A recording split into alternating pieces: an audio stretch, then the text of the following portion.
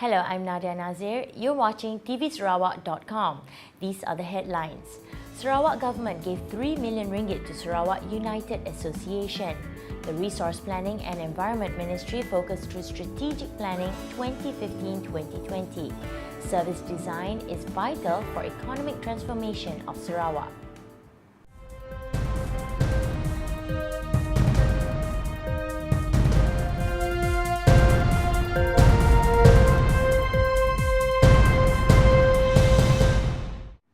Sarawak government gave 3 million ringgit to Sarawak United Association of Private Chinese Secondary School Management Board to help fund the operation of 14 Chinese independent schools in the state. Chief Minister Datuk Patinggi Tan Sri Adnan Satim said although education was under the jurisdiction of the federal government, the state would still help fund Chinese independent schools and might give more money next year. On Unified Examination Certificate, Tan Sri Adnan said he had no authority to formalise the certificate. However, he would discuss the matter with Education Minister Tan Sri Muhyiddin Yassin. The Chief Minister also described the calls by certain quarters in Peninsular Malaysia to close down Chinese schools as ridiculous, stating that Chinese schools played similar roles as other schools in educating the younger generation. He added that it is good enough if these schools teach Bahasa Malaysia. Chief Minister has also reminded against labelling Chinese in the nation as immigrants, adding that the Chinese community could not be regarded as immigrants as they were 4th or 5th generations and were born in Sarawak. The Resource Planning and Environment Ministry has charted a new direction and focus through its strategic planning for the 2015-2020 period. Dato' Amar Awang Tengah Ali Hassan said that since the ministry can be considered as very essential, it is vital that the ministry employs strategic planning plus deployment of those policies smoothly and effectively. Dato' Awang Tengah, who is also Public Utilities Minister, stressed that the workshop was therefore very timely because in recent years the ministry's responsibilities and role had expanded. To ensure that the strategic planning could be implemented and carried out effectively, he called on officers and staff in the ministry, including its agencies, to be fully committed to whatever they were doing. He was speaking at the closing of the ministry's Strategic Planning Workshop 2014.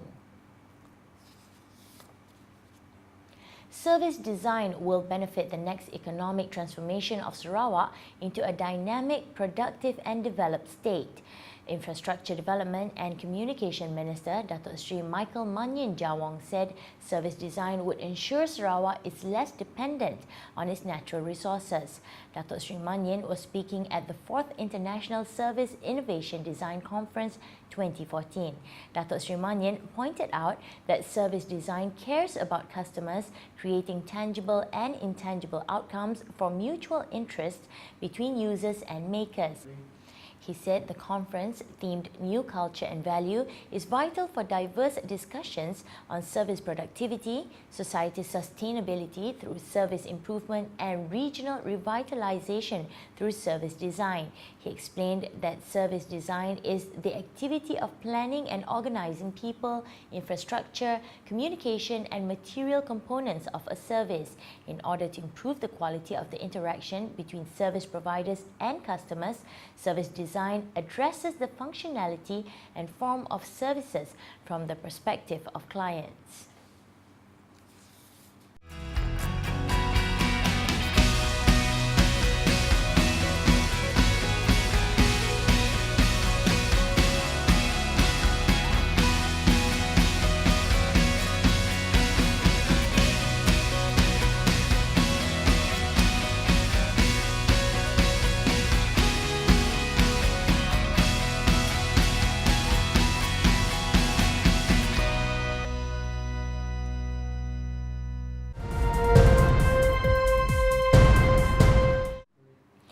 Moving on to Malaysian news. Malaysia is optimistic over the search effort for the missing Malaysia Airlines flight MH370, whose final resting place is believed to be in the remote Indian Ocean after it disappeared on March 8th. Launching the Malaysian contracted vessel Go Phoenix and sophisticated underwater search equipment called ProSAR towed side-scan sonar at Fremantle Port, Defence Minister Datuk Seri Hishamuddin Tun Hussein said he was 99.9% confident with the search mission based on the latest cutting-edge equipment. The vessel is expected to begin its 30-day search mission today at the southern part of the Indian Ocean, about 3,000 kilometres off Perth, and DevTech DRB HiCom acts as a vendor to provide technical services for the vessel. Flight MH370, which was carrying 227 passengers and 12 crew members, left the KL International Airport at 12:41 a.m. on March 8th and disappeared from radar about an hour later over the South China Sea. Malaysia will start finalising details with Singapore on the upcoming high-speed rail project in the first quarter of next year. Land Public Transport Commission Chairman Tan Sri Syed Hamid Albar said this to Malaysian and Singaporean reporters at the High Speed Rail Conference 2014. The conference is held in commemoration of the 50th anniversary of the Tokaido Shinkansen, also known as Tokaido Bullet Train.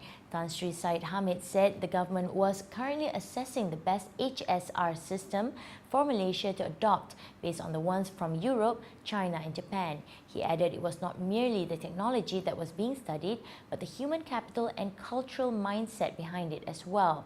On the lack of rail specialists in Malaysia, he said more universities have been offering courses on rail engineering in preparation for the country's changing public transport landscape. He admitted that the HSR was a whole new level in rail technology, but assured that the local rail engineers would be sent for overseas training once the government had decided the country from which the technology would be sourced from. Tan Sri Syed Hamid said 7 HSR stops have been confirmed on Malaysia's side, namely Kuala Lumpur, Putrajaya, Seremban, Ayer Keroh, Batu Pahat, Muar and Nusa Jaya. Delegates of the Commonwealth Association for Public Administration and Management 2014 Biennial Conference, which ended yesterday, have agreed to enhance public sector transformation by sharing and applying knowledge, good practices and experiences gleaned from the new conversation stimulated by the meeting. The conference statement, read by KAPAM Honorary Treasurer Daniel Watson, outlined the key to Sarawak's growth is the courage to self-assess against the models. The solutions during the conference are to establish a compelling sense of purpose, serve the public, create trust in the institutions, and deliver the services for citizens. Carrying the theme Public Service Transformation, a New Conversation, the conference was attended by 1,500 people. The conference experienced exchange of views and in-depth discussion about public service transformation. Ex-servicemen entrepreneurs have been allocated 50 million ringgit under Budget 2015, which will be managed by the Finance Ministry, according to Deputy Finance Minister Dato' Ahmad Maslan. He said a special committee would be set up to evaluate each application sent via any ex-serviceman's non-governmental organisation based on a set of criteria. The NGO should be competent and registered with the Registrar of Societies with a reasonable number of active members with verified set of accounts. The allocation is part of the additional fund of 500 million ringgit provided by the Entrepreneurs Group Economic Fund, out of which 350 million ringgit is for Bumiputra entrepreneurs, 50 million ringgit for Indian entrepreneurs, and the remaining 50 million ringgit for young women entrepreneurs.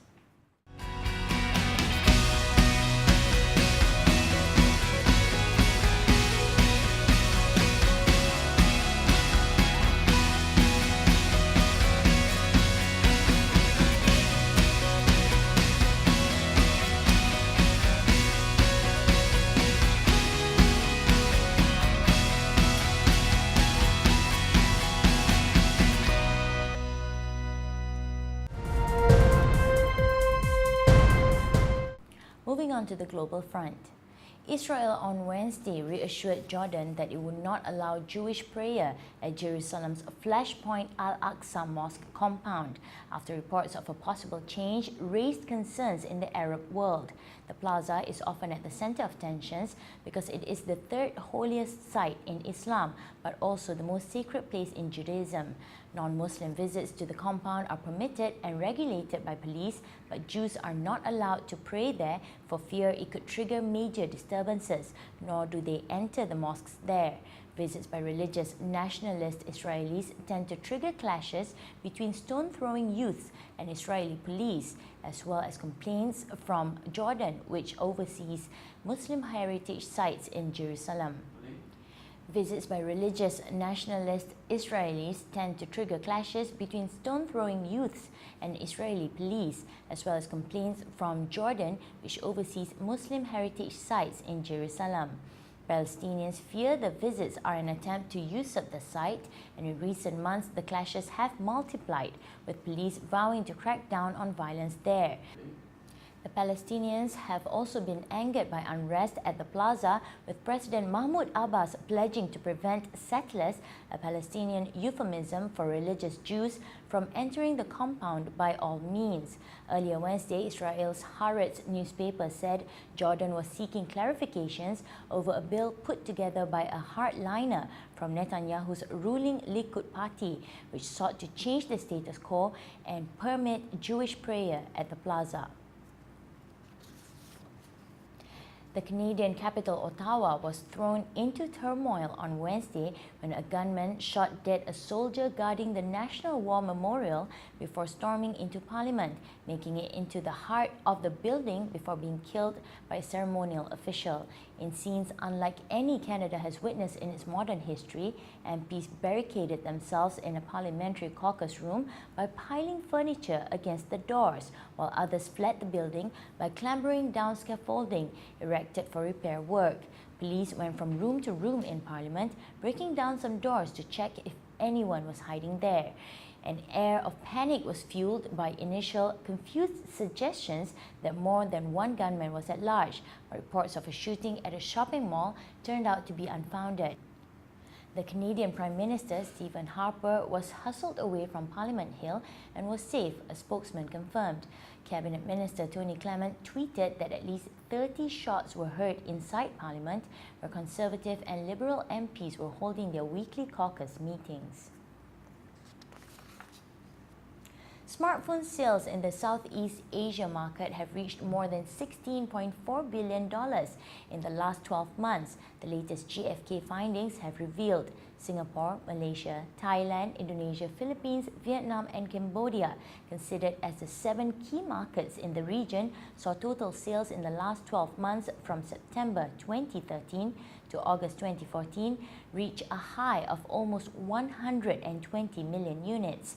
This reflected a spike in smartphone sales by 44% in volume and 24% in value compared to the same period a year ago. The fastest growing markets in terms of volume turnover were Indonesia, Vietnam and Thailand, which each reported 70%, 56% and 44% increase in demand respectively. In value terms, Vietnam, Indonesia and Thailand had increases of 52%, 32% and 31% compared to last year respectively. The GfK data also showed that Chinese brands continue to penetrate Southeast Asia, with more than 345 different Chinese branded smartphones available for purchase across the region. Chinese smartphone brands are more prevalent in Indonesia, Malaysia and Vietnam, where their respective proportions of consumer spending have reached more than 10% of the total market. Microsoft is ditching the Nokia brand name from new devices less than a year after acquiring the Finnish mobile firm. New Nokia Lumia smartphones will instead be known as Microsoft Lumia. Nokia's non-mobile division, which is not owned by Microsoft, will continue to use the name. The mobile operation was bought by Microsoft in April in a deal worth $7.2 billion. Since then, Microsoft has quietly shifted away from the Nokia brand. A new study confirms that many internet users know all too well. harassment is a common part of online life. The first of its kind report by the Pew Research Center found that nearly 3/4 of American adults who use the internet have witnessed online harassment. 40% have experienced it themselves. The types of harassment Pew asked about range from name-calling to physical threats, sexual harassment and stalking. Half of those who were harassed said they didn't know the person who had most recently attacked them. Young adults, people 18 to 29, were the most likely age group to see and undergo online harassment. Women ages 18 to 24 were disproportionately the victims of stalking and sexual harassment, according to the survey. And people who have more information available about themselves online, work in the tech industry, or promote themselves on the internet were also more likely to be harassed. Social networking companies have sometimes been criticized for not doing enough to stop online harassment, even though it's standard policy to ban threats, bullying and harassment, but they have at least tried to respond to complaints. Twitter, for example, changed its policy recently after some users sent crude, altered images of Robin Williams to his daughter Zelda following the actor's suicide in August. The company now says it can remove images of deceased individuals that circulate on its site. Trendy new social networking site Ello, meanwhile, recently added tools people can use to block or mute users who are bothering them. The ad-free, decidedly anti-Facebook website was criticized early on for not providing blocking features that are standard practice for social networks. That wraps up the news for today. I'm Nadia Nazir. Thank you for watching. Have a pleasant day.